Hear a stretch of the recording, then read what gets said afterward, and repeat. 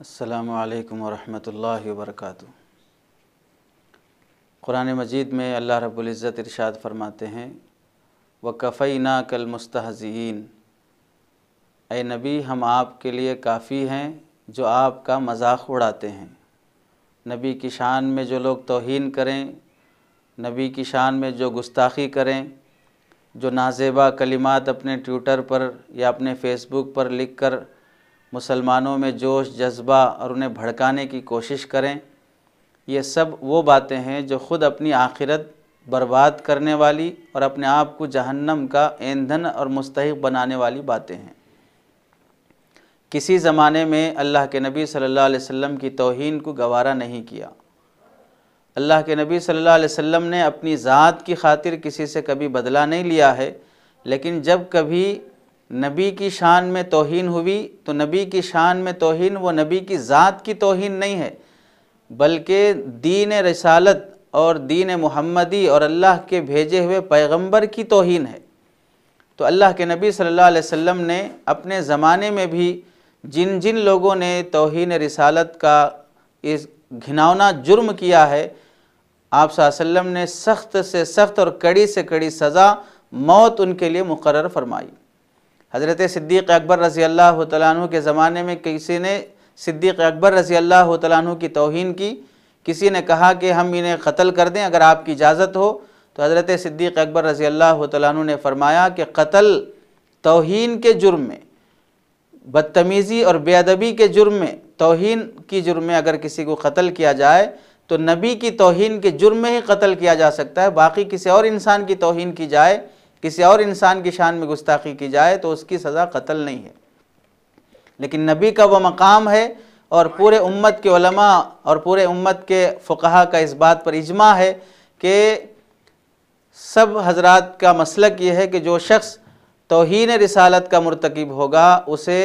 قتل کی سزا طے ہے، کسی مسلک میں اس کے لیے کوئی گنجائش اور چھوٹ نہیں ہے۔ حضرت نبی پاک صلی اللہ علیہ وسلم کے زمانے کا واقعہ لکھا گیا ہے کتابوں میں، ابو داؤد شریف کی روایت ہے کہ 25 رمضان 2 ہجری کا واقعہ ہے کہ ایک نابینا صحابی حضرت عمر بن عدی رضی اللہ تعالیٰ عنہ نابینا صحابی ہیں۔ اس زمانے کی ایک عورت، یہودیہ عورت، اسماء نام کی عورت تھی، جس نے نبی کی شان میں بدتمیزی اور بدزبانی کی۔ جب انہیں پتہ چلا ہے نابینا، لیکن انہوں نے منت مانی کہ جب تک میں اسے قتل نہیں کروں گا، یعنی انہوں نے ایسی منت مان لی کہ میں بخدا اس عورت کو قتل کر کے رہوں گا، قسم کھا لی جس نے نبی کی شان میں بدتمیزی اور گستاخی کی، اور اگر میں فلاں منت پوری نہ کروں، فلاں کام پوری نہ کروں، اسے قتل کا کام انجام نہ دوں تو پھر میرے ذمے یہ سزا ہے۔ یعنی اس طرح انہوں نے قسم اور منت کر لی، اور جب موقع ملا تو انہوں نے اس عورت پر حملہ کر کے اسے قتل کیا، اور اللہ کے نبی صلی اللہ علیہ وسلم کے دربار میں حاضر ہونے لگے تو حضرت عمر رضی اللہ تعالیٰ عنہ انہیں دیکھ کر، جبکہ وہ نابینا تھے، دیکھ کر فرمانے لگے انظر الی ھذا الاعمى تسرق فی طاعت اللہ، یہ اس نابینا کو دیکھو، اندھے شخص کو دیکھو، تسرق فی طاعت اللہ، کہ چھپے چھپے اللہ کی اطاعت کر رہا ہے۔ تو کہنا کچھ اور مقصود تھا، لیکن نابینا کا لفظ، حالانکہ حقیقت میں وہ نابینا ہیں، پھر بھی نابینا کا لفظ استعمال فرمایا حضرت عمر رضی اللہ تعالیٰ عنہ نے، تو آپ صلی اللہ علیہ وسلم نے فرمایا کہ اس صحابی کو اندھا اور نابینا مت کہو، اس کے دل کی آنکھیں بڑی تیز ہیں، اس کا دل بڑا روشن ہے، اور یہ کیا کر کے آ رہا ہے؟ یہ گستاخ رسول عورت کو ختم کر کے آ رہے ہیں۔ تاریخ میں دیکھ لیں جن جن لوگوں نے گستاخی کی، اور یہ گستاخی نبی کے زمانے سے چل رہی ہے اور آج بھی چل رہی ہے۔ حال 2-4 سال پہلے ایک غیر مسلم شخص کملیش تیواری نام کا بدتمیزی کیا، اس کا انجام کیا ہوا خود اس کے قوم کے اور اس کے قبیلے اور خاندان کے لوگوں نے اس کے ساتھ کیا کیا، یہ دنیا دیکھ رہی ہے۔ اگر حکومت اور مسلمان اسے سزا نہیں دے پائے، لیکن اللہ کے عذاب سے وہ چھوٹ نہیں سکا۔ ایسے ہی جو شخص حال میں بنگلور میں جس شخص نے گستاخی اور بدتمیزی والے جملے کہے ہیں، وہ اگرچہ کہ آج اپنی سیاسی سپورٹ کی وجہ سے بچ سکتا ہے، لیکن اللہ رب العزت جس طرح ابو لہب کا انجام کیے ہیں، اس کے بیٹے عتبہ کا انجام کیے ہیں، اور اپنے اپنے زمانے میں جن جن گستاخان رسول کا جو حشر ہوا ہے وہ حشر ہونا طے ہے، اور یہ بات بھی طے ہے کہ مسلمان قانون کو ہاتھ میں نہیں لیں گے اور حکومت کی خلاف ورزی اور قانون کو نہیں توڑیں گے۔ لیکن اس کے ساتھ ساتھ یہ بات بھی نوٹ کر لینی چاہیے کہ جو گستاخی کرتا ہے وہ اللہ کے عذاب سے نہیں بچ سکتا ہے۔ تاریخ کے پنے الٹائیں، آپ دیکھیں تاریخ میں کتنے ایسے لوگ ہیں، کعب بن اشرف ہو، ابو رافع یہودی ہو، یا بڑے بڑے ایسے سرداران قریش ہوں، جن جن لوگوں نے نبی کی شان میں گستاخی کی، بدتمیزی کی، ان کا انجام کیا ہوا، انہیں کیسے جہنم رسید کیا گیا اور کیسے انہیں سزا دی گئی۔ سن 2 ہجری میں ابی بن خلف نے اللہ کے نبی کی شان میں گستاخی کی، حضور صلی اللہ علیہ وسلم نے ایک ہلکا سا برچھا مارا، 3 ہجری کو اس نے اپنی جان دے دی، 3 ہجری کو اس کا قتل ہوا۔ اور ایسے ہی بشر نامی ایک منافق حضرت عمر رضی اللہ تعالیٰ عنہ کے پاس سن 3 ہجری میں فیصلہ نبی کا ٹھکرا کر حضرت عمر کا فیصلہ سننے کے لیے آیا۔ حضرت عمر رضی اللہ تعالیٰ عنہ نے اسے نبی کی شان میں توہین اور گستاخی قرار دیا کہ نبی کے فیصلے پر راضی نہ رہ کر میرے پاس فیصلہ کرانے کے لیے یا کسی اور کے پاس فیصلہ کرانے کے لیے جا رہا ہو۔ 3 ہجری کو اس کا قتل کیا گیا۔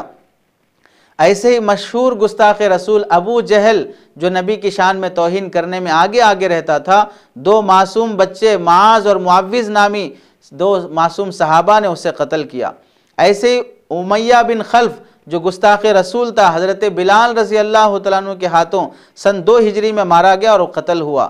اور ایسے انتہائی بدترین شخص جو 120 سال کی عمر کا، اللہ کے نبی کی زمانے میں 120 سال کی عمر کا بوڑھا شخص ابو افک نامی یہودی شخص تھا، اس نے نبی کی شان میں گستاخی کی۔ شوال 2 ہجری میں حضرت سالم بن عمیر رضی اللہ تعالیٰ عنہ کے ہاتھ قتل کیا گیا۔ اور ایسے ہی حضرت علی رضی اللہ تعالیٰ عنہ کے زمانے میں ایک بدترین شخص نے نبی کی شان میں گستاخی کی،